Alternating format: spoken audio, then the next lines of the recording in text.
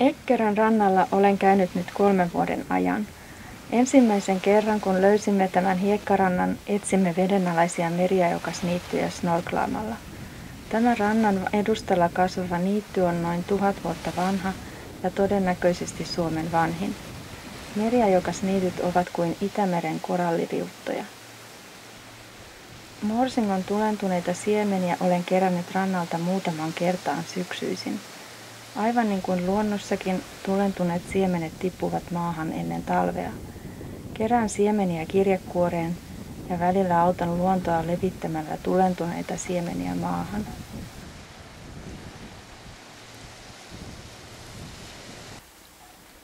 Morsingon kylvö syksyllä seuraavaa kesää varten. Laitin hiekkaa pohjalle. Imitoin Eckerön rantaa.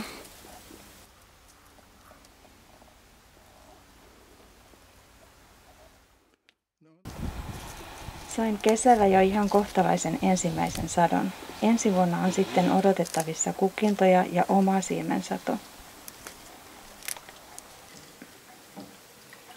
Tänä kesänä indiko ja saflori ovat valvottaneet minua. Indikon sinisen valmistus fermentointimenetelmällä värimorsingon lehtiruusukkeista on aika sidottua. Lehtiä pidetään vedessä hapettomassa tilassa 10-15 tuntia. Samoin sanotaan, että lehdet olisi hyvä kerätä päiväsaikaan, jolloin niissä on eniten indikotin väriainetta. Saflorin terälehtiä taas olen kerännyt noin 6 viikon ajan. Olen yrittänyt noudattaa kiinalaista tapaa 500-luvulta, jolloin terälehdet kerätään aamukasteen jälkeen tai illalla ennen auringonlaskua. Herätyskello on soinut aamuvarhain indikon takia ja saflorin keruuta olen tehnyt juuri ennen auringonlaskua. Värimorsinko on kotoisin Kaakkois-Venäjältä ja kasvaa luonnonvaraisena joka puolella Etelä-Eurooppaa. Morsinkoa on viljelty aiemmin paljon Ranskassa, Italiassa ja Saksassa ja varmaan siitä johtuen morsinko kasvaa myös meillä luonnonvaraisena merenrannoilla ja Ahvenanmaalla. Morsingon indikon sininen on voitu jäljittää aivan varhaisimpiin aikoihin tekstiilien värjäyksessä ja Egypti on varhaisimpia keskuksia. Euroopassa morsingolla on katkeamaton käyttö väriaineena esihistoriasta asti.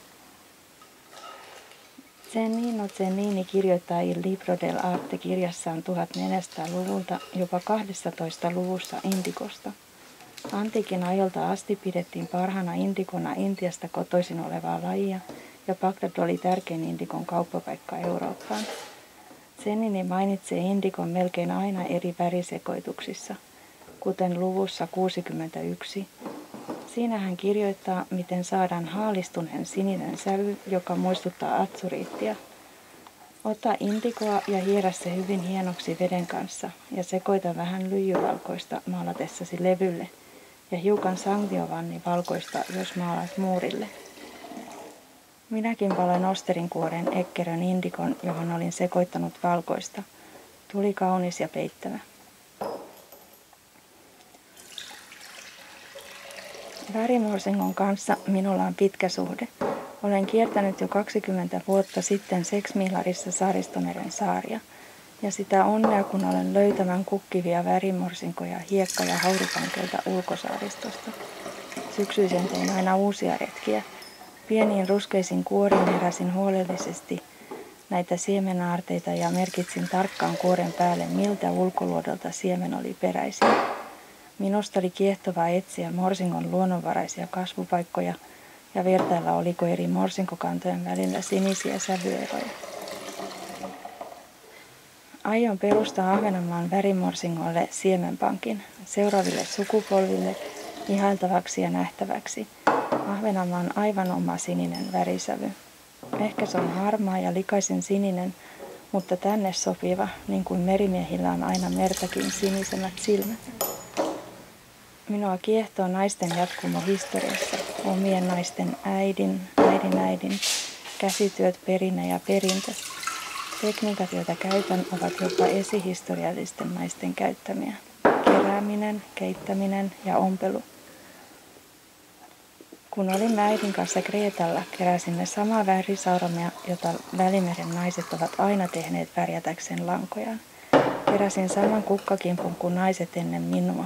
Mietin, mikä tuoksu, mikä väri mahtaa tulla. Aivan samoin kuin naiset ennen minua. Keräsimme myös muutamia sulantuneita siemeniä ja otimme ne saarelle. Monta vuotta kukki Kreetan värisaaramen ja samalla värisaaramen 1000-vuotinen historia jatkui Välimereltä Saaristomerelle. Naisten ketju saarelta saarelle, värien ja kasvien kautta.